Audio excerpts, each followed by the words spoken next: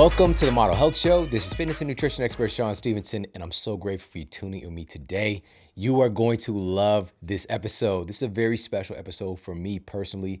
I've got one of my virtual mentors who's now a part of my life on the show today, and he was a mentor to me long before he knew, because he provided some profound insights and principles of success that I applied in my life and thus changed the results that I was seeing in my life. And I'm so grateful to have him on today to share some of these principles with you.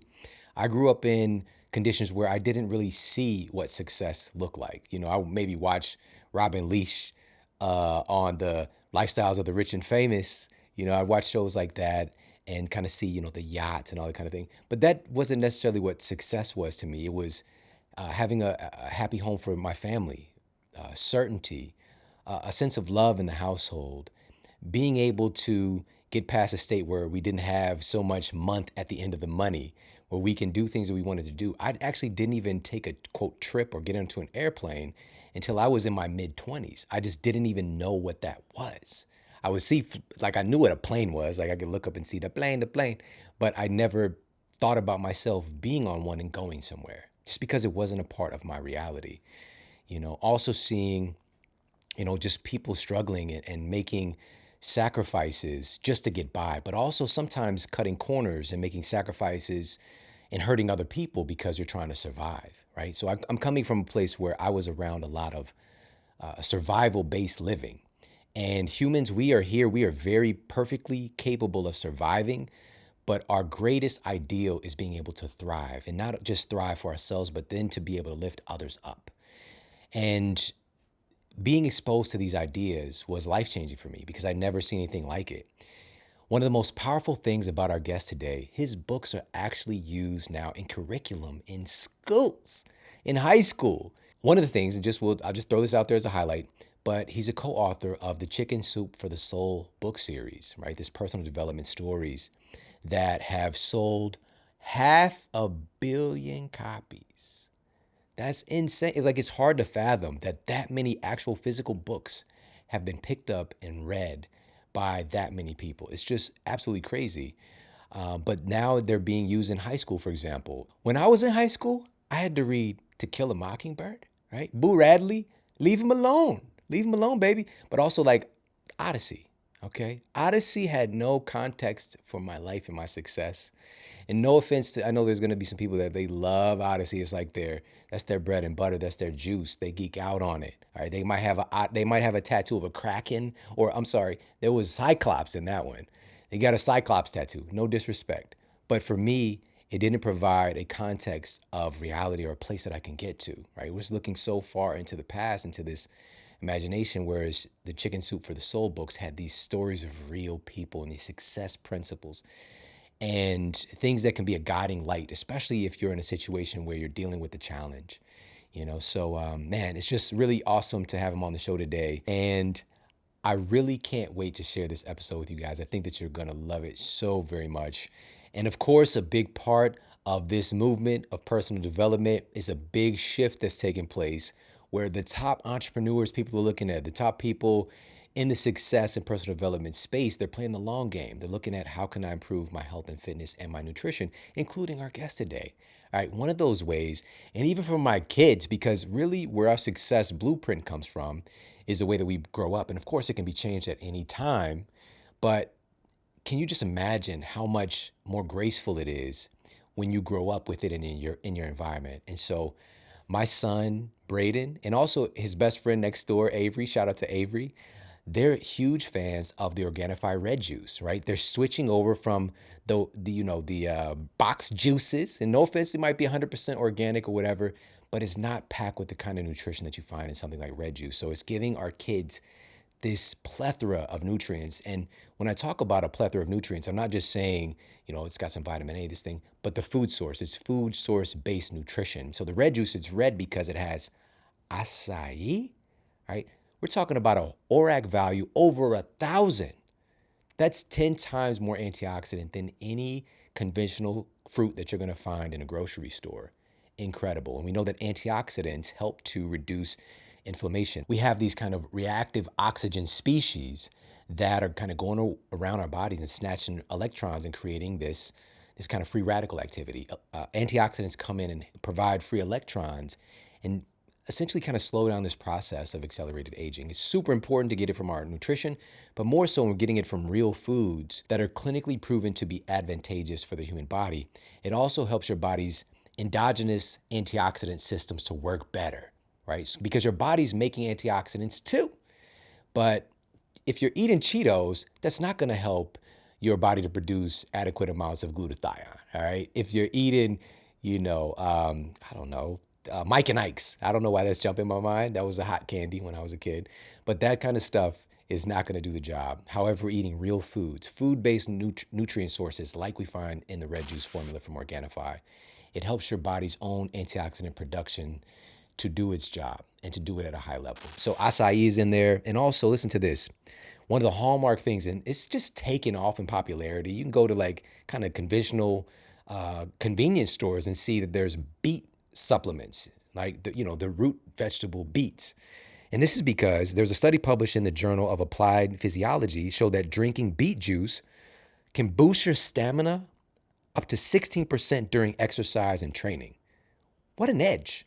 And it's legal. Also, they found that the test participants experienced less muscle damage and less fatigue after exercise, so they recovered faster. That's a really remarkable thing. And it's coming from beets. And so beets are in the red juice formula as well, part of what makes it red. But there's also a little tint of the bluish hue in there too from the blueberries. And now listen to this. This was published in the Journal of Agriculture and Food Chemistry, affirmed that eating blueberries increases bifidobacteria and it helps to positively modulate the diversity of overall gut bacteria.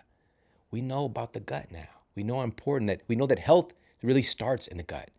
And so blueberries and the compounds in there literally help to feed healthy probiotic, the friendly flora, and create a healthier ratio, right? So many of us are experiencing kind of dysbiosis, and blueberry is one of those things that can help to get the right cascade of bacteria in our gut. So these are just a few of the things that are in the red juice formula. Get yourself some red juice. Kids love it.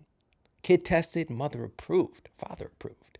Go to Organifi.com/model. That's Organifi.com/model. And you get 15% off the red juice and everything they carry. My kids love the red juice go packs. They could just go grab, open one up, pour it in the water, shake it up, good to go. All right, so Organifi.com/model. And now let's get to the Apple Podcast Review of the Week. Another 5-star review titled, "I Love This Podcast" by Lozy Newberry. As a personal trainer for 20 years, I am constantly learning and evolving. I get so much information from Shawn's podcast that I can take and share with my clients. I can honestly give wellness tips within my scope of practice on sleep, meditation, brain health, nutrition, supplements, and most of all, I just send them to this podcast so they can spend some positive time with Shawn Stevenson. He has truly enhanced my life. Awesome. Thank you so much for leaving me that review over on Apple Podcasts. It means everything. And also the fact that you are being of service and helping other people and allowing me to be a part of that too. Thank you so much for the gift that you're giving and sharing your light and your energy and your experience with others. That's how we're going to do this, is all doing this together. So thank you so much. And if you've yet to do so, please pop over to Apple Podcasts, leave a review for the Model Health Show. Let everybody know what you think about the show. And on that note, let's get to our special guest and topic of the day. From his earliest days teaching inner city high school students how to discover their potential and succeed no matter what their circumstances, to becoming a world-renowned transformational speaker and trainer who has conducted more than 2,500 workshops and events all over the world, Jack Canfield has devoted his life and career to helping others achieve their personal definition of success and create lives of greater joy, meaning, and fulfillment.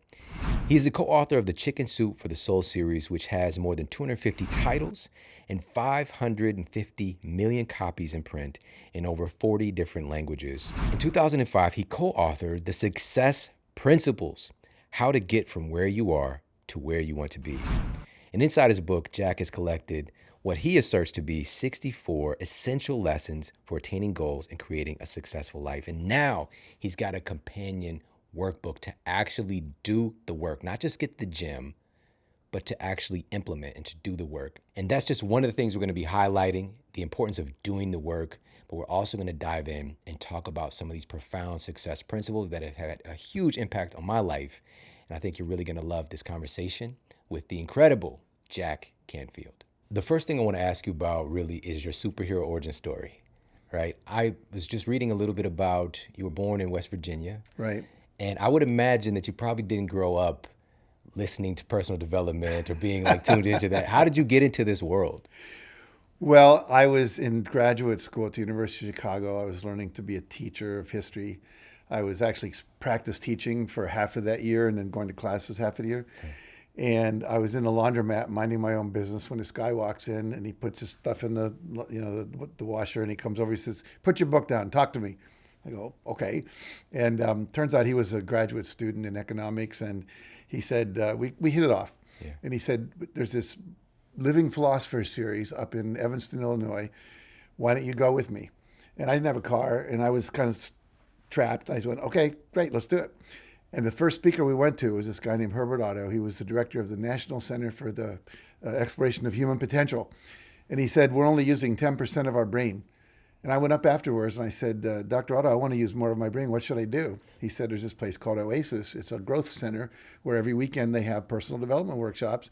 You should go take some." So I did. And then I ran out of money because I was a graduate student. I was living on what was I getting? A paycheck of $120 every 2 weeks. So $240 a month I'm living on. I got a 21-cent diet too. Yeah, well, at the end of my first month, I had to pay a $79 rental fee for my apartment. That left me about, what would that be, about $50 left over for 2 weeks to live on. So usually by the end of that 2 weeks, I'm eating spaghetti noodles, which cost like a dime, 11-cent can of contadina tomato paste, garlic salt and water and pepper, and that's my dinner. Oof. And today it would be ramen noodles, but they didn't have those back then. And so anyway, I go up and I run out of money, can't take any more workshops, and I start volunteering, can I be assisting? And so I think I did like 37 workshops in 52 weeks, just, wow, weaseling my way in, taking registrations, handing out tissue, whatever, so I could be in the room. I was hungry for it because I grew up, I was totally into my brain. I went to a military school as a scholarship student. I went to Harvard as a scholarship student. And then I wanted to make a difference, so I wanted to teach in these inner city schools. And so anyway, that's how I got involved in it. And then I met this man named W. Clement Stone, who was a good friend of Napoleon Hill, who wrote Think and Grow Rich. And they co-authored a book together. And he said, "I want to teach kids to do this in the schools. Success is not a 4-letter word. They can learn to be successful." So I ended up getting hired by him to go and teach success principles, goal setting, values, having clear affirmations and visualization, taking action, responding to feedback, having a mastermind group, all this kind of stuff. And that was literally, here I was in my early 20s, and that's how I got into all this, and never looked back. The coolest thing from that story is that you immersed yourself in that world. Totally. And it's like one of the principles, really of success. And so many people don't do that. They kind of it's like a part-time thing, Right. Like you really got yourself into that world. I did. I read every book I can get my hands on. When Stone hired me for his foundation, a few years later, I worked for his foundation for a couple of years, he made the mistake of saying, "Take any workshop you ever want to take, I'll pay for it. And any books you want to buy for the library of the foundation, do it." I've read 3,000 books, and a lot of them were paid for by W. Clement Stone. And I took lots and lots of workshops, but I was so hungry for it. And I think if you want to do anything, you have to immerse yourself in it. I was just in India, and I was there for a month, and there was a man who was kind of my teacher while I was there. His name was Dr. Pankaj Naram. And his teacher died at 124 years old. So his master lived that long. And his master, when he went to work with him, he learned to do pulses. He could literally take your pulse and within a minute tell you everything going on in your body. It's the most amazing thing I've ever experienced in my life. And when he said, "I want to learn from my master," the master said, "Great, show up." And so the first thing he did was make him wait for 10 days to see how committed he was. And then he said, "Go clean a bathroom." And he cleaned the bathroom, and he said, "Let's go inspect it." And it wasn't all that clean. And he said, "How do you expect to help people clean their bodies if you can't even freaking clean a bathroom?" Right. So he got the toothbrush out and really cleaned it. But he said, "You have to study with me for 1,000 days. Every day you do what I do, eat eat, sleep when I sleep, eat, drink what I drink, etc. And he said, you cannot learn anything if you don't devote a minimum of 1,000 days to it. And we talk today, we get these books that say, if you want to be a master, you've got to study 10,000 hours, and that's the reality of that. Wow. So this kind of culminated, that immersive experience and you getting out there and teaching in the Chicken Soup for the Soul series, which is what a lot of people know you from, Sure. which has, just correct me if I'm wrong, over 500 million Half books a billion books sold in 47 languages around the world, 315 million just in China, another 100 million in India, and the rest scattered, I think about 100 million in America and the rest all over the place, That literally takes my breath away Yeah. because I think about today's digital economy. Yes. And even Justin Bieber's videos don't get that many, views of these. Yeah. And this is a physical book. It's But so he gets more empowering. people at his concerts than I get. So you've got that, and then of course the Success Principles, which I have a copy right here. Yeah. This classic book, which has sold well over 1 million copies as Yeah. well. And what I love about this, and what I love about this workbook, I'm serious. This is literally nugget after nugget of huge insight, real truths about success that are often overlooked or they're not communicated properly. And the workbook is so wonderful because, as you know, unless somebody comes to an event, oftentimes they might get the nugget, but they don't do something with it. Exactly. Yeah. Yeah, David Clement Stone used to say, you have to learn what you learn, you have to assimilate it, but then you have to act on it. If you don't act on it, nothing happens. I think it was Benjamin Franklin said, learning hasn't really occurred until a behavior has changed. In other words, a lot of us have book knowledge, what I call having self-esteem. You got a lot of books on your shelf, but you haven't changed your life. And so what I realized after the first book came out and after 10 years of it selling, several million copies around the world, is that a lot of people had read it, but they weren't doing the exercises that were in there. So we said, okay, if we were going to take a 17-week course and take the core 17 principles and say, focus 1 week on 100% responsibility, focus 1 week on clarifying your vision, 1 week on making sure you have a clear purpose in your life, and then setting goals, using affirmations, etc. What happens at the end of 17 weeks, your life will be transformed. Yeah. And so for a lot of people are afraid to go out. So now we have a lot of stuff on digital you can do, courses online that people can take, and also a book that literally you can work yourself through and it'll radically change your life. Yeah, absolutely. Absolutely. And what I want to do today is to go through some of these principles. And of course, we can touch on some of the insights and inroads into doing something with them. But I just want to encourage everybody to get a copy of the Success Principles workbook and go through it, because the process of taking these powerful nuggets and actually doing the exercises is completely transformative. Thank you. And you've got it broken down into these different sections. So in part 1, we've got the fundamentals of success. Yes. Championships are won with fundamentals. Absolutely. And the big one in this one changed my life. And I'm not sure if I first heard it from you or if it's from our mutual friend, Michael Beckwith, but I heard it was either you or him said, you have to take 100% responsibility for your life. That was Michael Canfield that said that. Michael, blended together. I love it. It's my stepdad. You do, because what happens is most people live their life from a place of being a victim. We believe that our world would be better if it wasn't for our parents who were alcoholics, or it wasn't for the government, or it wasn't for who's president, or the do-nothing Congress, or, all these things we blame. We blame the traffic for making us late. We live in LA, or I live 90 minutes north and you live down here. And the reality is people are always complaining about the traffic made them late. And it's the same people day after day. It's called leave earlier. This is what the traffic is. It's going to be there. And so I have this wonderful formula that I was taught by a psychotherapist probably 35 years ago called E plus R equals O. Events plus response equals outcome. And most people, when they don't get the outcomes they want, instead of changing their response to the events of the world, they blame the event instead of changing their response. So 2 plus 2 is always going to equal 4. And if you wanted a 5 in life, you're going to have to do a 3 instead of a 2. And then what happens when you have something like a economic crisis or the coronavirus thing going on? All of a sudden, the world's doing a 1. You can do your 2, which you were doing, which was working really well, but 1 plus 2 now equals 3. Right. So you're going to have to up your game and do something different. And so what I've attempted to do is, well, I've actually achieved it, is I've interviewed probably 150 to 200 of the most successful people in the world in every walk of life, from entertainment, sports, government, military, whatever, and said, what are those responses of the successful people? What are the thoughts that successful people think? What are the behaviors and habits of highly successful people? And we can learn those. They're all learnable. I wasn't born any more brilliant than anyone else.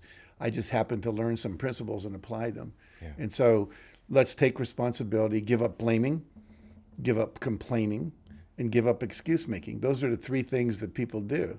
I like to say, that when you're blaming things or complaining about things, that people, have you ever heard anyone complain about gravity?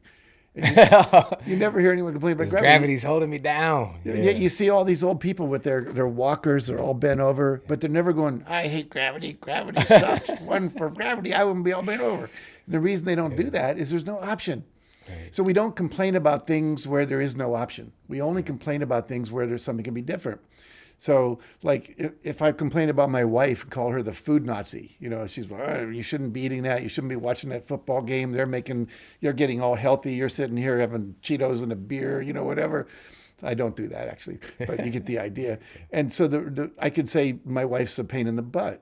Now, I have a choice. I could either say to my wife, this is my body. You take care of your body. I'll take care of mine. Or I could go look for the perfect wife who goes, honey, do you want more Cheetos? Can I get you another beer? Because that woman exists. And I couldn't complain about my wife if I didn't have that image of another possibility. So people are only complaining because they know something better exists. They see people that are happier, healthier, have more money, or taking more vacations, going to places they want to go, etc., have better relationships with their kids. And so it's only that allows us to complain. So whenever someone's complaining, the only question I ask them is, what would you prefer? And what would you be willing to do to get it? And that's really, get off that. My staff comes to me with a complaint. It's called, what do you want? What could you do to make it happen? Maybe there's something I could do to help. No complaining. In my company and in my seminars, if you were to come, we have these 2 big fish bowls. And if you complain, $10 fine. If you're late to work, $10 fine. You make an excuse about why you didn't get something done when you agreed to do it, $10 fine. You blame somebody, the printer didn't do it on time, well, you didn't bring it to them early enough to, $10 fine. So it's really critical to take 100% responsibility. And notice it doesn't say 99%. Because I always ask people in my audience, I say, how many of you would like to be married to someone who is 99% committed to monogamy? Right. Because that there's always that little out. Right. And so you have to there's no outs. It's just called 100% commitment. So what do you do with the fine money? We give it to charity. I figured that. Yeah. We support about 3 different charities. So this is bringing up a huge conversation. I don't, if there was like a kind of an anti-success method, it would be like the complain your way to success method. But it doesn't exist. Right. And you mentioned in the book, you said specifically that excuses steal your future. Exactly. And this is like, so many of us are like ready with our excuses and not ready with solutions. And I literally, even with my team, it's just like, when you bring me a problem, bring a solution with you. Yeah, I do. If you bring me a problem, bring me 3 possible solutions. Yeah. Because one of them will probably work, But it's like, it's switching over. Start thinking that way. Start thinking solution oriented. Absolutely. Yeah. So powerful. So, and just to share this really quickly, but the reason that this was transformative for me is I could relate to it so much because I wasn't taking responsibility. When I was 20 years old, I was dealing with some tremendous health issues, and I was pointing the finger. I was like, they won't help me, the doctors, my family, all this stuff. I'm pointing the finger, but at no point did I think about what I can do differently. Right. And when that switch flipped in my mind that this is my body, my life, kind of like you and the Cheeto example, like you take care of yours, you take care of mine. But this was in a healthy way. And I realized that no one else walks in my shoes and I have to take complete responsibility. No more excuses, no more finger pointing. Not to say that bad things didn't happen. Right. That's the clarification. Can you talk about that a little bit? About bad things happening? Yeah, because, when the negative situations come up. There's always going to be bad things happening. You're going to fall off the ladder. You're going to, the job disappears, technology takes over, things happen, your plane gets delayed, all kinds of stuff happens. The issue is, how do you respond to that? Exactly. And certainly, I've been divorced, I've had diseases that I've had to deal with, et cetera, challenges, breaking my leg skiing and so forth. And then it's called, well, what was I doing? I wasn't paying attention. Like for me, I literally have transformed my diet in the last year in a major, major way. It's much more plant-based. I haven't had animal protein for at least a couple of months, and I feel much healthier. I've lost about 17 pounds in the last 40 days. Um, and the old thing about when you point to someone else, well, they don't make it easy in the restaurants, or it's hard when you travel, or the airlines don't do it. There's always three fingers pointing back at yourself, Right. and that's where it is. And people will say, well, I got cancer. I'm not responsible. And I say, well, do you live near an EMF transmitter? I wear this EMF device that keeps my whole body balanced and keeps all the EMFs out here. We're probably a lot of Wi-Fi in this room. Oh yeah. Do you eat an alkaline diet? Do you do a fast on some kind of regular basis? Are you exercising?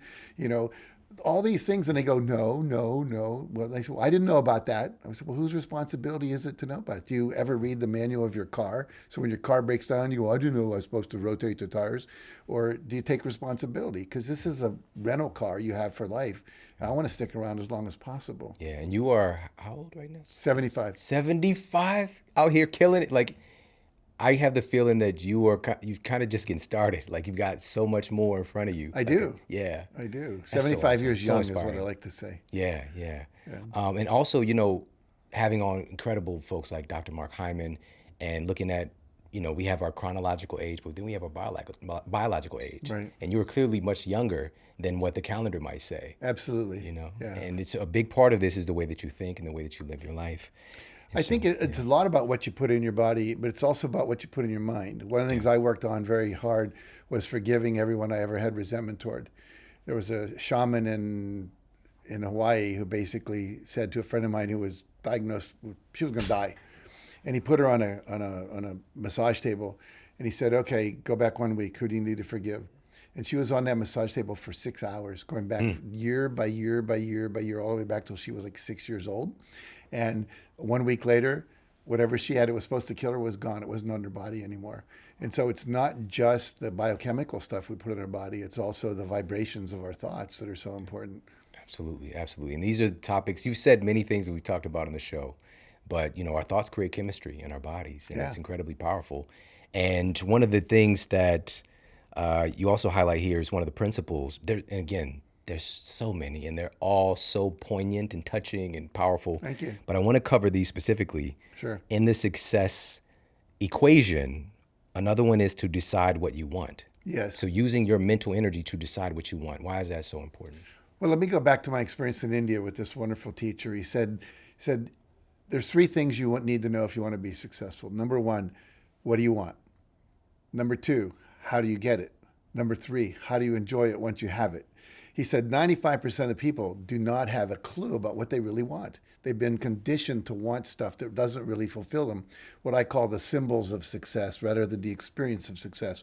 So they have the car, the house, the designer suits, whatever, but they're not really experiencing that inner peace, contentment, fulfillment that they want. Number two, do you know how to get it? Well, that's why I wrote these books, the Success Principles Workbook, so forth, is that most people have not been taught how to get it. Think about, you went to school, high school, you went to college, I imagine, and was there ever a course on Success 101? Absolutely not. How to capture your dreams 101? I would have taken it. Yeah, Achievement Motivation 101. I would have taken it too. And so we're teaching kids things they don't need to know. Like, when's the last time you needed to know the 3 causes of the Civil War or the 5 exports of Brazil? Absolutely never. Never, exactly. And so the things we need, what I call self-science education, how do you educate yourself about yourself, we're missing. So most people don't know how to get what they want, even if they knew what they wanted. So only 5% know what they want. Of those 5%, only 2% know how to get it, and only 1% know how to enjoy it once they get it. Think of all the billionaires you've heard of, the Harvey Weinsteins of the world that just got sentenced to 23 years in jail. They're not enjoying their life. You've got all these people that are drugged out in Hollywood who are super successful by the outside standards, but they're not happy. They're committing suicide. They're having affairs. They're, doing lots of drugs, et cetera, to try to numb out the pain. And so we have all these wonderful rehab centers, half of Malibu. It's a rehab center, There's quite a few. So it's that I want everyone to be in the 1% club. My commitment is to end suffering and to help people, to inspire them and empower them to live their highest vision in a context of love and joy. So the Chicken Soup books were about inspiring people. the Success Principles books are about empowering people to have exactly what they want and how to get it. Yeah, yeah. I want to just circle back really quickly Sure. because I don't want to overlook how powerful forgiveness is. Yes. You know, I didn't drill down a little bit more, and it's just kind of been Yeah, talking sure. in my ear a little bit. But you mentioned this being, in this particular instance, something that helps somebody to heal. It's part of that equation of taking responsibility for our lives and not making excuses, because things happen to us. People might have done us wrong, but us carrying, and I know that's something you talk about, but us carrying around that resentment is dragging us down and keeping us from being successful. Why is that? Well, resentment is like having the emergency brake on your car. You know, it's dragging you, it's holding you down. And the truth is that what I finally got to after years and years and years of this work is that there's really nobody to blame. There's nobody that really did us wrong. They were just doing the best they could to meet some need they had. Some gang member who steals your car, he's trying to impress his friends to allow him to be in the gang so that he has a place to belong. Everyone has needs to belong. Everyone has a need to impress their girlfriend, to be loved, etc. And so if you don't have the skills, basically you're going to do the best you can with the limited awareness and skills and knowledge you have to meet some basic need. So I'm doing that right now, but I have more awareness, more skills than I had 20, 30 years ago. Problem with our prisons is we're not teaching people new skills and awarenesses. We're basically punishing them. The only new skills they're learning are from each other about how to be a better burglar, a better drug dealer, a better tattoo artist, whatever it might be, while they're in prison. So when I forgive, I don't condone your behavior, but I simply give for myself to let go of this thing I'm holding on to. I had a woman come up to me at an evening workshop I was doing a number of years ago, and she said, "It's just not right." I said, "What?" She said, "My sister, my father." I said, "What happened?" "When my father died, he left my sister twice as much money as me. It's just not right. Just not right." And I had studied Byron Katie, you know, your thoughts are the things that make you miserable. And I said, "Well, how do you know it's not right?" You know, and we went through that. She wouldn't get off it at first. I said, "So when did your father die?" She said, 15 years ago. I said, "So for 15 years, you've been carrying this around." I said, "How often do you think about it every day?" She said, "I don't know, 6 or 7 times at least, you know." I said, "Wow, who's making you miserable every day? Your father did it once with the writing of a pen. You're doing it 6 times a day. Who's the worst abuser?" For 15 years. For 15 years, you are, you know. And she finally got it. It took us about a 10-minute conversation after I'd done this little seminar, but so many people are carrying that around and not letting go. And so when I forgive, I'm letting go of all this resentment. Because in order to resentment, when we get angry, what do? We grab someone like this and we hold on tight. And my hands are not open to it. They're not available to receive the new things. You know, if I'm holding on to this, you can't pick up my book and give it to me. I got no way to hold it. Right. So I have to let go in order to let the new in. Wow. So just going back to this profound understanding that we have to decide what we want. Why is it that we don't do that, Jack? Like, why do we not give ourselves permission to want what we want? I think it's a combination of things. I think a lot of it's the conditioning we got as a kid. You're not smart enough. Your brother's the athlete. You're this thing. You know, your sister got the singing talent. You didn't. You know, whatever. Kids tease us. What'd you do with the money? What money? The money they gave you for singing lessons. You know, and all of a sudden we think we can't do that. Yeah. We have a bad year in school and we decide we're stupid. You know, most kids, I was a self-esteem expert for many years. Most kids by the age of the 5th grade, they've decided if they're smart or dumb, athletic or not, attractive or not, good friend or not, you know, scientifically oriented or not, musical or not, whatever. And then it sticks with them. So we make up these beliefs. Most of the work I do with people now, not most of the work, but one of the core pieces of work I do is belief change. And what we found is that most people between the ages of 3 and 8 have made major belief decisions that are now still controlling them. Like they've decided, I'm not enough. I can't ask for what I want. I recently got in touch with something in an experience where I realized at the age of pre-verbal, I was a baby. My parents, when I would cry, my dad couldn't stand my crying because he was real macho and it basically stimulated his tears, which he didn't want to feel. So he would put me out in the car and tell my mother to come in and leave me there until I stopped crying. And so here I learned very early, don't cry because it's not going to get you anything. being yourself and asking for what you need, whether it was changing the diaper or holding me or feeding me, doesn't work. So very early, I had to learn to be manipulative and to be something other than myself to get what I wanted.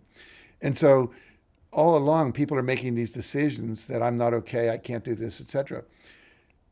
And so we've got to go back and redecide that, because once we made that decision, we forgot we made it. So now it's unconscious. I'll give you one example of someone in a workshop not too long ago. I'm writing a book with a woman named Lise Janelle, and this was her client. And what happened was she was a great athlete, and every time she practiced, she got great times. Then she'd compete, and she wouldn't get as good a time as she did when she was practicing. And normally people do better in competition. So by having her go back to the earliest time she could remember, this sense of whatever it was where she was stuck, she ended up back and she said, oh my God, I'm 10 years old. Well, where are you? I'm talking to my mother. What's happening? I'm saying, Mom, how come all my ribbons, all my trophies, all my medals, you never display them anywhere like all the other kids' moms do? Every time you bring a medal home, it makes your brother feel bad because he's not as good as you. And she decided at the age of 10, every time I win, I hurt people I love. And then she forgot she made that decision, but unconsciously, some part of her didn't want to win because it's going to hurt someone she loves. Once she realized that and let go of that, she was able to go and say, okay, now I can win. I realize I'm not going to hurt my brother. That's his issue to take care of himself and his own feel good. And so we all have these limiting beliefs that are subconscious that we have to surface and release. And I think there's a lot of unworthiness where people feel I'm unworthy of love. People that have had abortions, they feel often if they were teenagers, there's still this sense of I did something wrong, I'm guilty, I have to suffer. And I think that a lot of times people literally just don't know what they want because they've been so conditioned to want this. I had a client, 3 generations, everyone was a doctor. All the brothers and sisters, aunts and uncles, doctors. This guy didn't want to be a doctor. He wanted to be a car mechanic. And so he ended up being an anesthesiologist, which is interesting because what do anesthesiologists do? They numb out your feelings and put you to sleep. And then he developed migraine headaches. And when we went back through the headaches to what was going on, he went back to that decision that he became a doctor when he didn't want to. He stopped being a doctor, opened a garage for exotic cars, and now has no headaches anymore. Wow. So powerful. So powerful. Something that really jumped out with me is, in this conversation of deciding what we want, we have to get to a place, and this is what I want to ask you, is in the book, can people look forward to, if they've had issues on figuring out what they want, okay. They can. Let's talk about that. They can. There's all kinds of exercises in the book to really get you clear about what you want. What are your beliefs that tell you can't have what you want? There's some obvious questions that a lot of us ask in this work, like if you had $10 million and you never had to work, what would you do? If God came down and said, okay, you never have to do anything you don't want to do, what would you do? There's a thing called a joy review. Go back to the times in your life you felt the greatest joy. What were those? For me, they were always when I was a teacher. I was in military school. I was the captain of the freshman company where you had to teach everyone how to do right shoulder arms and left face and forward march and all that, because I was a natural. I was the head of my high Y group in church. I was the head of my Boy Scout troop. I was been president of my fraternity, except I had a beard in college back when it wasn't cool to have a beard. So they made me the vice president because they wanted to send me to the national convention.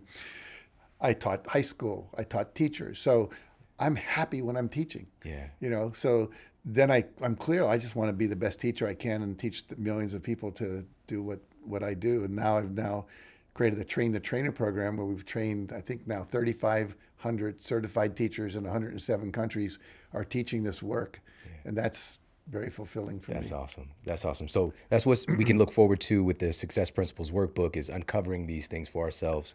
Yes. But another principle is we have to believe that it's possible. Yes. So when we decide we want, we have to actually believe that it's even possible. Now, there's 2 levels of dealing with beliefs. One is beliefs are a choice.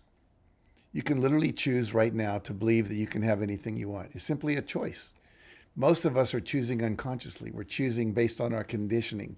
So it's difficult, it's challenging to make a choice in the face of a habit. Like I always ask people when I'm doing a seminar, I say, fold your hands. Notice which thumb's on top. Now, unfold your hands and move all your fingers up so the other thumb's on top. How does that feel? Everyone goes, it's uncomfortable, it's awkward, I don't like it. Go back. How's that? Comfortable. Okay, everything I'm asking you to do is going to feel like this. It's going to feel like it's the wrong way. But you have to sustain it It's being courageous and consistent and persistent that allows you to succeed. And so we can study what are the beliefs of successful people. You know, one of the stories I love to tell is sometimes it's not what you don't know that gets you in trouble, it's what you think you know that's not true. Like women can't become president, or a black person couldn't become president of this company, or whatever it might be. And I tell the story about this guy named Cliff in Australia who was a sheep farmer, and he wanted to run a marathon. And he looked at all the races there were, and none of them were available when he was available. And the only race that was available when he was available was this 6.5 day race. It was like, 575 kilometers, something like that. And he'd never won a race before, but he said, oh, I can do that. He goes over and he registers, and they said, you want to run this ultra marathon that's like 6.5 days? Have you ever run a marathon? No. A 10K? No. What makes you think you can do this? Now, he's dressed in overalls like a farmer, T-shirt, baseball cap, sunglasses, and work boots, not Nike running shoes. And they were afraid he was going to have a heart attack and die because he was in his 60s. So anyway, they finally let him run, and he starts running. Everyone else is like taking off like really fast runners like you'd expect. And he's kind of doing what they call the Cliff Young shuffle, like this. Yeah. And what happens is he had a secret. Nobody knew he had this secret. The secret was he didn't know that you're supposed to sleep when you run a 6.5 day race. So he was behind for the first 2 days. He was so far behind, he never caught up to anyone would say, go to get 6 hours sleep. On the third day, he passed everybody. They were all asleep.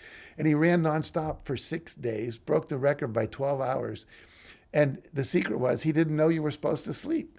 So basically, a lot of us have beliefs about how much sleep you need, what you have to eat, what's not possible for someone like you. If you're a black lesbian with 2 kids from Alabama, you can't possibly do this. Not true. And so, one of the things I loved about doing the Chicken Soup books was finding stories of people that you'd never think could have accomplished what they did, and they did. Yeah. And so I think you have to just choose, I can do this. And then the other thing you have to do, as I said, is you have to do some exercises like we have in the book, and also people can literally come to my website. I do these free calls sometimes for like 1,000 people at a time, where I take them through this process where we go back to find the limiting belief and where it started from. And we'll clear like 980 limiting beliefs in an hour and a half, and then all around the world. Just did 3 of those in January.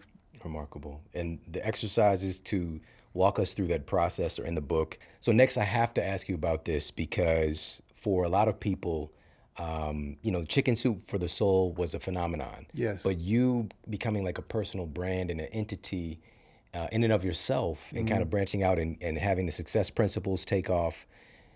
This was a big result of that personal branding was from you being in the movie The Secret. Yes. And in the book, of course, you talk about this topic, to use the law of attraction. Why is this a principle that we need to focus on? Well, I think the law of attraction is only one of the things you need to focus on. A lot of people think I just kind of decide what I want and give it to the universe. And I think occasionally that works, that happens. But most of the time, the universe is giving you something back, like an inspiration to take some kind of action, like go to this Starbucks instead of that Starbucks, or to, write this book, or to start your podcast, or whatever it might be. So there are actions that you need to take. I always like to say the word action is the last part of the word attraction. So the law of attraction includes action in it. But the belief that the universe has my back, the universe is on my side, that the world is set up with a bunch of rules that actually work. I like, what Michael Beckwith, who's a good friend of both of ours, says, the first stage is we think we're a victim. Why, God, are you doing this to me?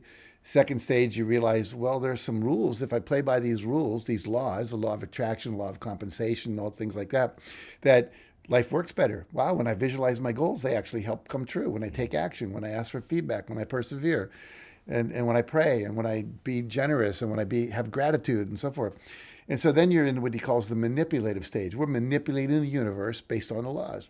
And then one day you wake up and say, well, after all these laws, who made those laws? Is there a higher power? Maybe I should surrender to that instead of my ego. And then eventually you start doing not my will, but thy will. And the last stage he talks about, and I agree, I would call it the enlightenment stage, is you realize you are God. Just like a drop of water is not the entire ocean, but it is ocean. And so you get to the place where, like some of these people I met in India, I was in India. Guy's wearing a T-shirt.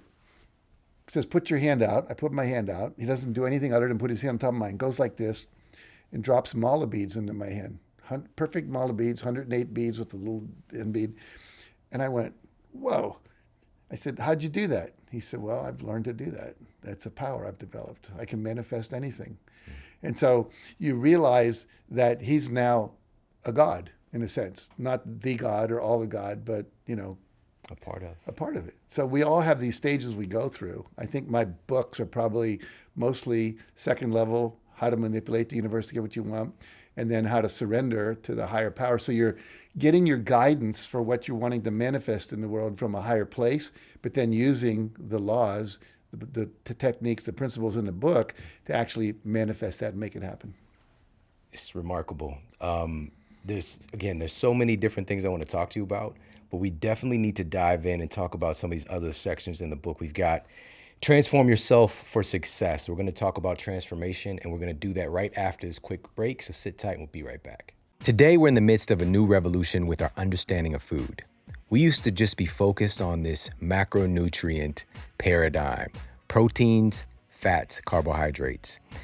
Carbohydrates and proteins got a pretty good name, but fats were drugged through the mud. Why is that? Because it's called fat. All right. The name implies something different than the other two.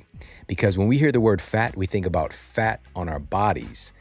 Fat in food and fat in our bodies are two totally different things. And it's like thinking if I eat blueberries, I'm going to turn blue, when you think that eating fat is going to turn you fat. It just doesn't work like that. And any of those three macronutrients can actually put fat on your body if you eat too much or the wrong types. Healthy fats, which I'm proposing that we start to call lipids or even energy, are incredibly important for every single function in your body. Your cells, every single cell in your body, we have upwards of 100 trillion cells that make you up, require fats to just maintain the integrity of your cell membranes. We're talking about the thing that holds your cells together and enables your cells to communicate. It's very important. Also, your brain. Your brain is mostly fat and water. This is why fats are so important. When you're deficient in fats, especially the right kinds of fats, you can see some big issues. So in order to address that, some of my favorite things today are MCT oils. And specifically, if we look at emulsified MCT oils that actually taste amazing. And these are medium chain triglyceride oils that are extracted from things like coconut or palm. And these medium chain triglycerides have a thermogenic effect on the body, which means they are able to positively alter your metabolism. All right, that's number one, thermogenic effect from MCT oils, positively altering your metabolism. Number two, MCTs are more easily absorbed by your cells. So unlike conventional food of any type that has to go through a pretty arduous process of digestion, turning that food stuff into you stuff, MCTs are able to go directly to your cells and provide almost instant energy. Number three, MCT oils are very protective of your microbiome. There's so much research today about the importance of having a healthy microbiome and the integrity of our gut. MCT oils are one of those things that help to support that because they're especially effective at combating viruses, parasites, bacteria. And there's so much goodness that is able to be found in these MCT oils, but you want to get the good stuff. And for me, that's why I go to onnit.com/model.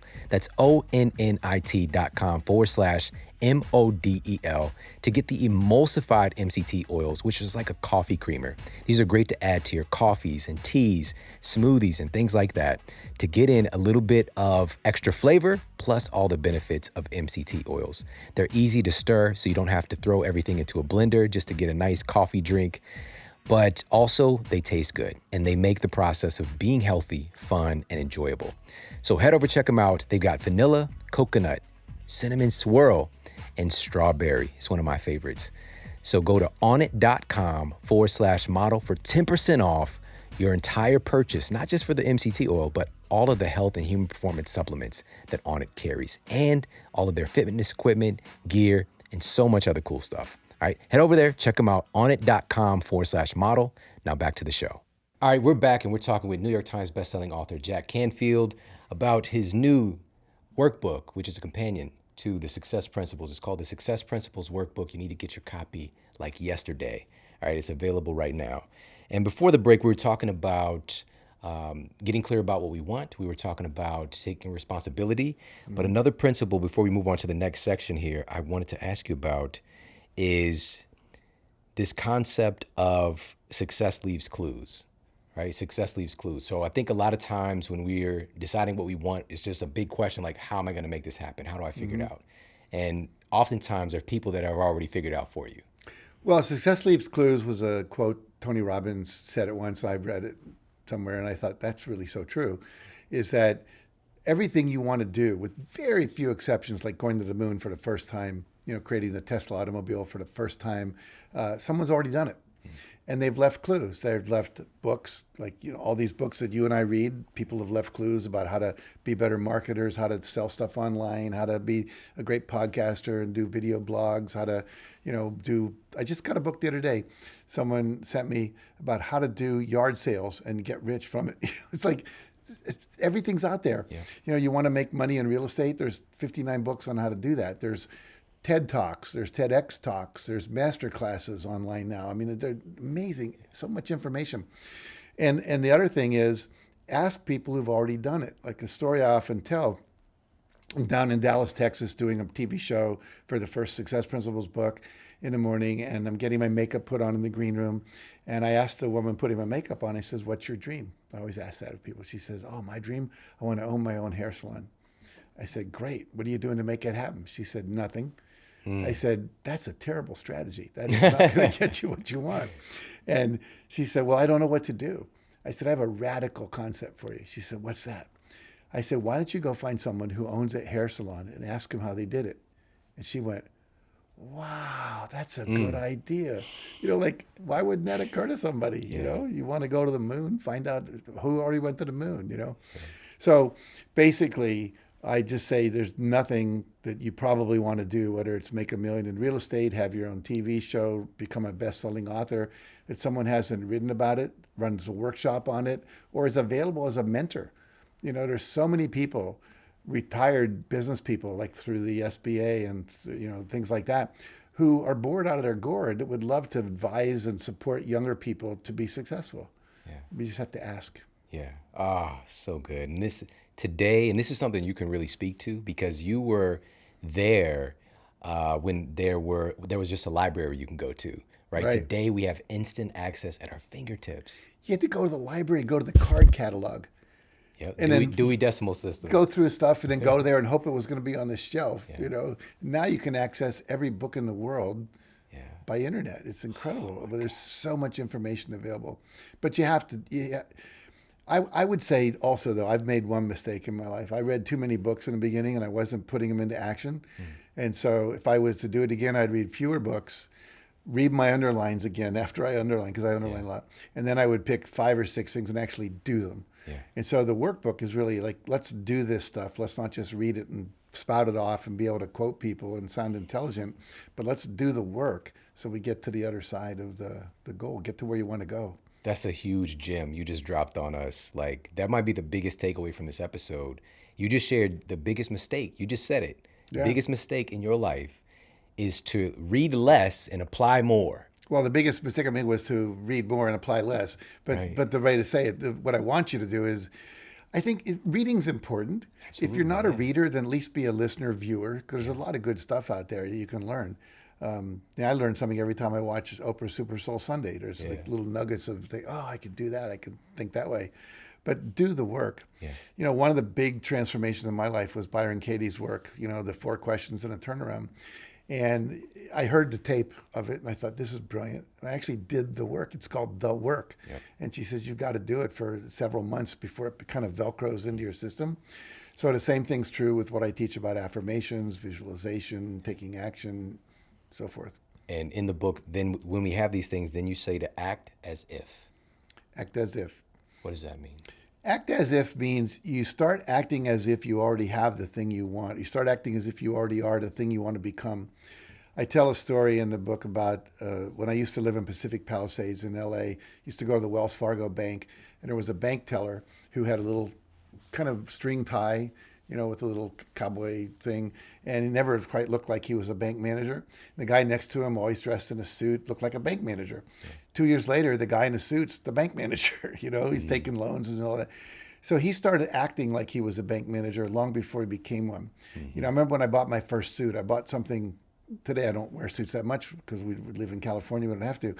But when I was living in Chicago, I bought a suit that was a little more expensive than I probably could afford, but I knew I wanted to look the part. I wanted to start being that person.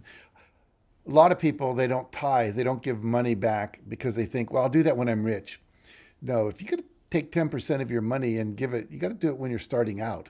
So you act as if you're already abundant. Nobody tips somebody if they feel poor. They tip them if they feel rich.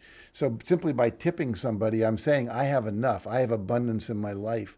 Start acting with gratitude. Start dressing the certain way. Start being happy. How would you be? Like I do an exercise in my workshop, 2 of them. One is called the Millionaire Cocktail Party.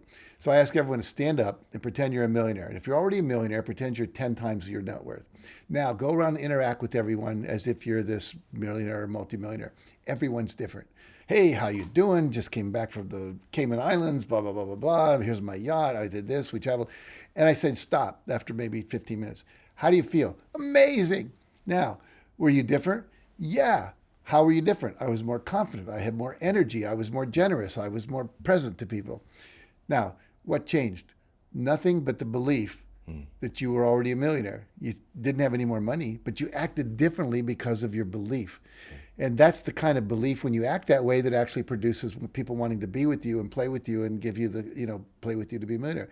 Because people want to play with people that have up energy. They want to play with people that are confident. They want to play with people who are certain. Certainty sells. You've probably heard that. So then I had to do another thing called a come as you'll be party. So at the end of our workshop, we have a 2-hour cocktail party where everyone comes in costume, meaning like if you're going to be getting a Nobel Prize, show up in a tuxedo, have your mock Nobel Prize with you. If you just won the Oscar, get one of those Oscars you can buy at the LA airport, that are like just made out of plastic. We had one woman, she wanted to interview people on the red carpet. She actually rented a red carpet and got a camera guy to come out. Everyone coming into the party, she interviewed them as if they were coming into the Oscar Awards. And, have your best-selling book. Just make a book cover, put it on there, talk about it. I can't stop that party. I want them to go in and have dinner after that at 8 o'clock, and nobody wants to go. They're having too much fun. And within 2 to 3 years, almost everything that they acted as if, they have. It's phenomenal. Remarkable. It's the most powerful way to create what we call cognitive dissonance, or this so you have your belief about what's possible, and then you have your current reality. And if I keep believing this, it creates a structural tension between the belief and the reality. So I want to heighten that structural tension. Advertisers do it all the time. Imagine yourself behind the wheel of this car. Yeah. Or what do? If you come in and test drive a new Porsche, we'll give you a free toaster. Now I've test driven my new car. I get back in my old car. My old car was fine until I like that Porsche a lot better. Right. So we want to purposely use what people do to sell us stuff we don't need to impress people we don't know to actually get what we want. Yeah. And that's the way you do that. Use the power for good. That's brain entrainment. It is brain entrainment, yeah. So it's so remarkable because we really operate from the way that our brains are wired up. It's difficult to try to fight against it. Yes. And also there's a statement that in neurology that neurons that fire together wire together. Yes. And so and these connections are not necessarily easy to break, but it is much easier to build new ones. And as those are firing, the other ones can kind of start to, dwindle away a little bit. Yeah. And so proactively acting as if is one of the most, for me, even healing, even going through a process of getting better, seeing yourself as that person, and starting to let go of the fear of, the pain or the injury as much as you can. And it just even immediately it starts to change the chemistry in your body. You know, you start to produce new neurotransmitters and hormones. It just helps you to feel better. And when you feel better, it's easier to be that person. Absolutely. Yeah. It's funny. I'm remembering my father-in-law when my youngest son was about 2. He fell and hurt his leg, and he started limping and crying. And my father-in-law said, "Christopher, show me how you used to walk before you fell." And he walked perfectly. And he said, "Keep doing that." Powerful. Yeah. Just yesterday, the kids were out in our neighborhood, riding bikes, and, somebody fell. And they're just like, it's so extra, especially like they're looking for you, like where are you at, so you Yeah. could see my pain. Yeah. But you know, he just got up and walked it off. If You you're know? not there to go like, oh my God, blah, blah, you know, they just get up and walk away. Exactly. So this is really pulling just that's just section one, you know. But Mm-hmm. going into part two a little bit, and we'll just touch on a little bit more here. Is transform yourself for success. There's quite a few powerful principles here, but I just want to talk about a few of them.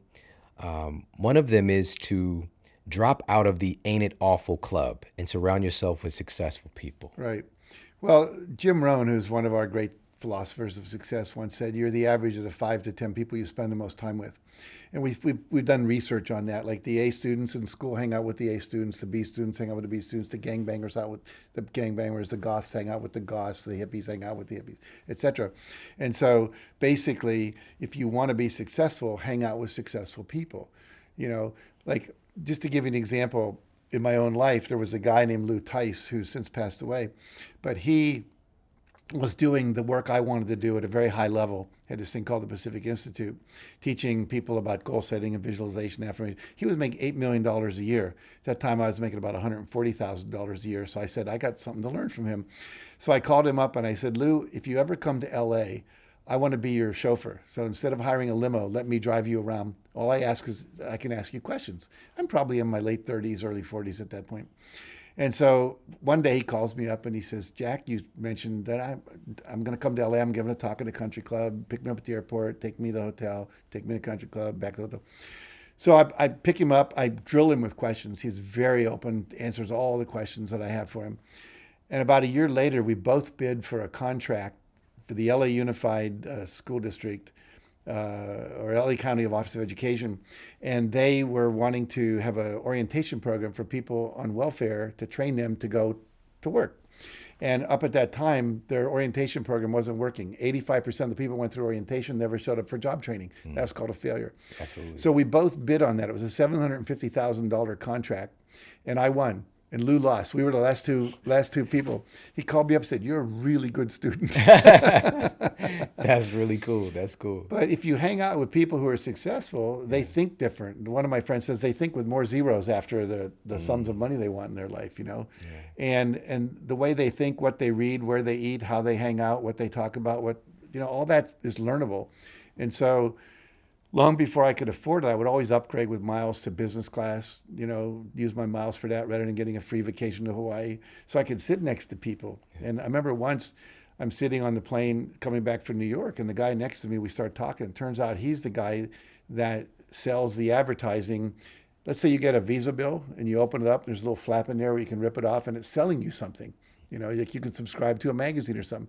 So we talked about that, and he liked me so much of what I was doing, he gave me a real good deal to put our stuff about our books, Chicken Soup, in the Visa bills. So if I hadn't been in business class, I wouldn't have had that conversation. Wow, so true. There's a guy, I wrote about it in the Success Principles book, the first book. He was one of the top salespeople for insurance, and he thought that there was this other guy who was even better. So he called up the guy and says, "Next time you take a trip, could I buy the seat next to you if you're flying from New York to Cleveland or whatever, and just ask you questions?" And the guy said, "That's the most interesting proposal I've ever gotten." So yes. And so he did the same thing. Yeah. It's like, you know, when you're with people like that, ask questions. People love to share. 99% of the people will share with you how they got where they are. Yeah. That's so funny how that works, right? Yeah. My friend Jim Quick said that most people are tuned into their favorite station is WIIFM, What's in it for me. Right. And also we're kind of tuned into our own world, you know, our own ego. So people want to talk about themselves. They want to share. Yes. You know, it's just giving people the opportunity. So often when we're trying to connect with somebody, we're trying to tell them how important we are instead of allowing them to talk and to share, you know, what they have to share. So when I got inducted into the Speakers Hall of Fame, there was a cocktail party at the National Speakers Association, and I was allowed to go to that because it was these guys who were. So I go there and I meet this guy. He's the youngest bank president ever in the history of the banking world, and Summers White's his name. And I walk in, and he walks up to me and he says, "You're Jack?" I said, "Yeah." And he started interviewing me. So the whole cocktail party, he's the only guy I ever talked to. And all he did was interview me. What about this? And how'd you do that? And we did that. I got out of there. I called my wife. I said, "I just met the most interesting man I've ever met." And she said, well, tell me about him. I said, I can't. And what I realized, I thought he was interesting because he was interested in me. Yeah. And I'm Yeah. still here, 10 years later talking about him That's crazy. because he asked me questions. Yeah. And I got to, now I love the guy because he was interested in me. Wow. So awesome. So powerful. I hope everybody really gets that. That's so powerful. So something really cool. This is one of the coolest things in the book from my perspective. And prior to me reading this is something that I would talk about because we tend to be so focused on all the bad things that have happened in our lives. We tend to be so focused on the troubles we're experiencing. And our brains, we've kind of evolved. We got these kind of primitive parts of our brain, amygdala, and it can hijack things. And it's kind of, we're looking for problems. Sure. But in the book, one of the principles is to acknowledge your positive past. Yes. Talk about why you put that there. Well, I think I teach something called the poker chip theory of self-esteem. And the idea of poker chips is if you and I were playing poker and I have 100 chips and you have 10, you'd probably play more cautiously. You lose 2 bets of 5, you're out of the game. I lose 2 bets of 5, I got 90 left. So I can throw down 5, no big deal.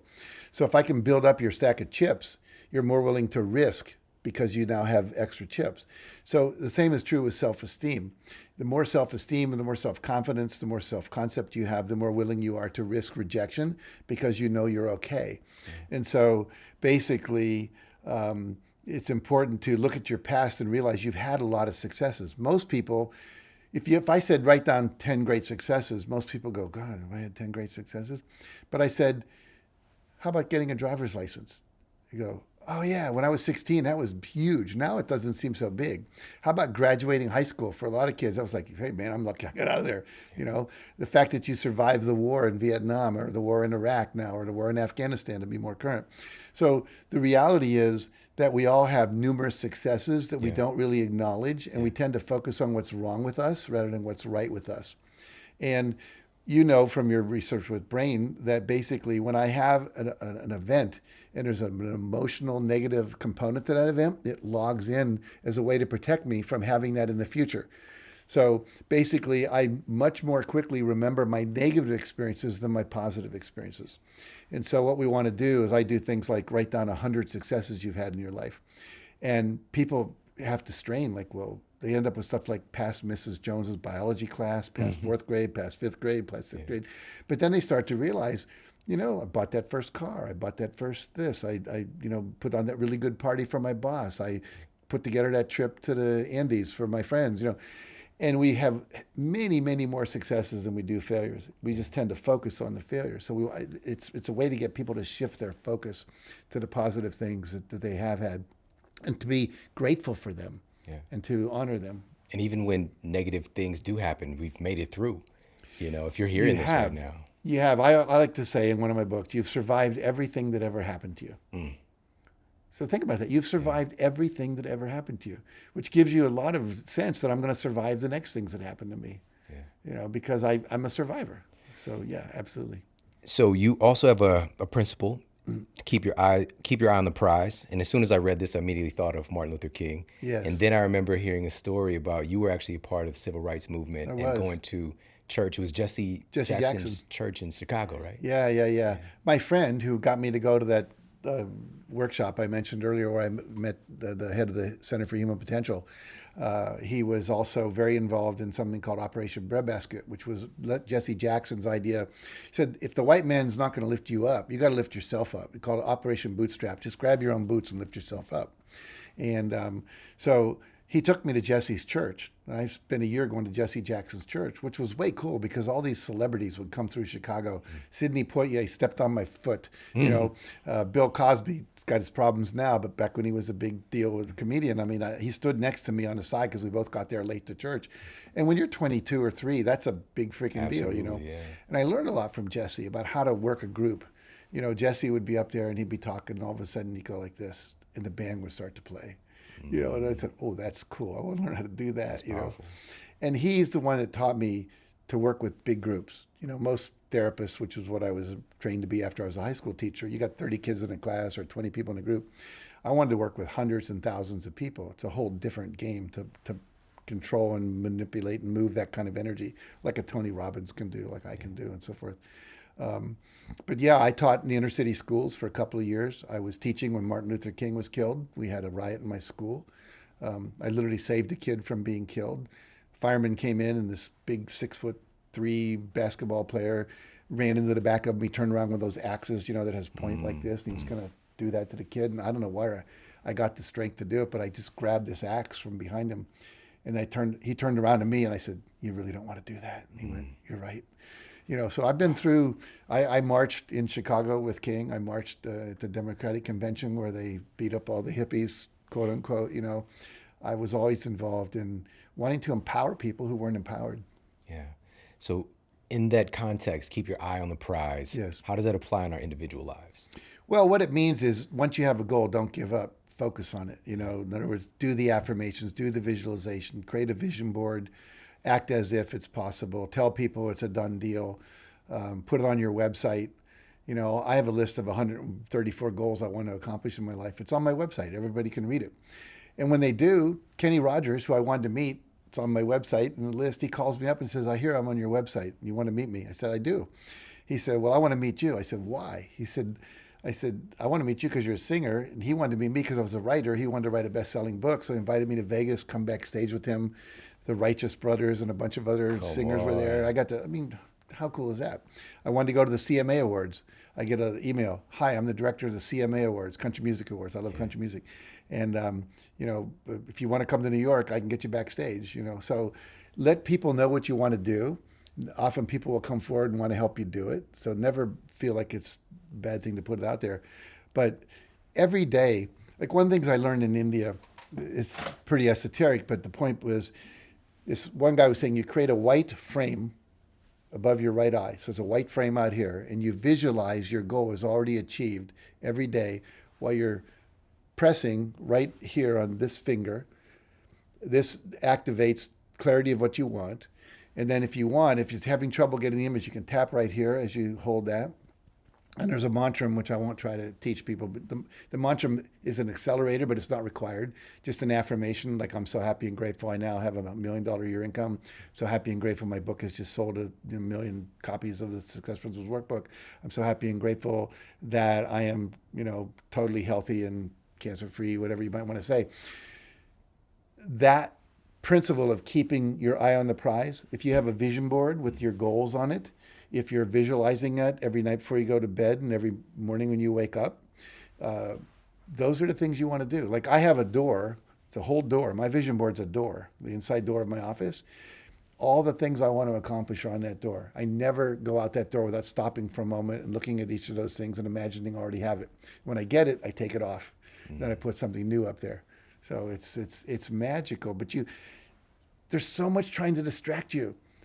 Think about all the social media you get, all of the ads that you don't want to look at, all of the, thank God for fast forward on the Devo or whatever you call it. It's an entirely different landscape. And that's why I was so interested to talk to you, because you've seen these different generations. Yes. That we still all want the same things. Yes. But the landscape of how to get those things is so changed for the Yes. better and for the not so better. There's more distraction, but there's also more opportunity. More opportunity. I always say if the internet had been around when I was in my 20s, I'd be a lot wealthier sooner. Yeah. Because we had to go out and do book signings at 100 bookstores in order to market a book. And now because of the internet, I can come to you and reach 1 million people talking about the book. So it's possible. I always tell people, if you're an author, you're probably not going to be an overnight success. It's going to take some work. It took me a lot of years to get to where I am. But it's like the airplane taking off. It doesn't take off right away. It's building up speed. And then all of a sudden it goes like this. And then all of a sudden it goes to 35,000 feet. And now there's a lot less drag. It's much easier. So don't freak out when you're still getting speed on the runway. But eventually it'll take off. And today, with all the multipliers there are with social media and the internet and mastermind groups and tribes and all this kind of stuff, it is definitely much more possible to get there faster.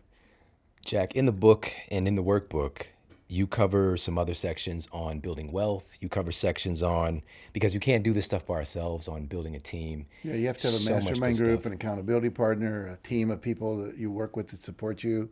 I know you're a member of probably more than one mastermind group. You mentioned one of them to me earlier today, and I'm a member of 3. So it's And I have 12 staff who are totally devoted, not just to me, but to the work. Yeah. And partnering up. I love that there's, we always say it's you can get there faster if you work with a master, and you can get there faster if you have a team. There's a wonderful African proverb that says, if you want to go fast, go alone. If you want to go far, travel together. Oh, I love it. That's a good place to wrap right there, because for me, and having the opportunity to now meet you and to go through the book, I'm telling you, you're literally just dripping gems everywhere. Like everything that you say is just amazing. So many times while you were talking, telling stories, like I mentioned on our break here, I was just riveted. I forgot everything else that I wanted to talk about, and I'm just listening to the stories. It's really profound. This is why Chicken Soup for the Soul, it's just so remarkable. But also just your life experience, the things that you've done and accomplished. You shared with me before the show all the different places that you've lived, and it's just a wonderful tapestry. And I'm just excited to see what you do next. I'm grateful to have a little part in this new book, and I want to make sure everybody picks it up. So can you let everybody know where they can go and grab their copy of the Success Principles Workbook? Sure. You can go to Amazon.com, BarnesandNoble.com. Most of the big bookstores will have it in your local area. If you go there, you can go to our website and order it through Amazon. And I'm going to do a free seminar, probably a couple of them over the next couple of months for people. Where we're going to teach a master class where we're going to talk about not so much the stories I've been telling, but going through the techniques with people so they can actually experience some of those things. Just go to jackcanfield.com, and we have so many online courses and things we're doing. But my biggest thrill right now is training trainers. And so if you're interested in learning how to teach other people to be empowered, please go to jackcanfield.com and learn about that. You'll become part of the Canfield family, and it's an awesome tribe. Perfect. Yes, absolutely. And Jack, again, thank you so much for putting your life experience into these books for us. And just it's true pleasure to hang out with you. So thanks for Thank coming. you. I feel the same way with you. So thank you. Thank you. Awesome. Everybody, thank you so much for tuning into the show today. I think a good place to kind of summarize everything is the story he shared about Kenny Rogers. Most people, when they see me, they wouldn't think that I grew up on Kenny Rogers, but I did. All right. Kenny Rogers, Dolly Parton duet. Come on now. My grandma would play this. Yes. It's in my blood. It's in my blood. But he also shared the scenario about the poker, and Kenny Rogers is the gambler. All right. So when he was talking, I was just clicking these things together. But what it really boils down to is aligning ourselves with people who can further your career, further your self-development, further your health. That's what it's really about. And it's so beautiful that he put a focus on that in the workbook of creating a team. And for a lot of us, we might think, well, I don't have the capacity. I don't know who to talk to. I don't have the money. I don't have the resources. And we start coming with the excuses. And that's one of the first things we highlight in how our excuses block us from success. I promise, I guarantee you, no matter where you are in your life right now, there are people that you can bring into your world, that you can align yourself with, that can help you to achieve any and every goal that you have for yourself. The first part is, of course, having the audacity to have the goals that you actually really want, and then putting these things into play. And having a great workbook like Jack put together is a great manual to help you to get to where you want to be. So I appreciate you so much for tuning into the show today. Make sure you pick up a copy right now of the Success Principles Workbook, available. Even if you didn't read the New York Times bestseller, over 1 million copies sold, Original Success Principles, there's a good summation of everything here in the book, but why not get both? All right. But most importantly, like Jack talked about, read a little less, do a little bit more. All right. We don't want to just walk around being human filing cabinets. We want to do something with this work. All right. And if you got a lot of value out of this episode, make sure to share this out on social media. You can tag me. I'm at Shawn Model. And Jack, you're on Instagram? Are you on Instagram? Yeah. What's your Instagram handle? At Jack Canfield, I think. At Jack Canfield, he thinks. Try it out. You'll probably find him. He's on Facebook as well. It'll be Jack Canfield on Facebook too. Yeah. So you can tag him there too. And just let us know what you thought about the episode. And we've got some epic shows coming your way very soon, so make sure to stay tuned. Take care. Have an amazing day, and I'll talk with you soon.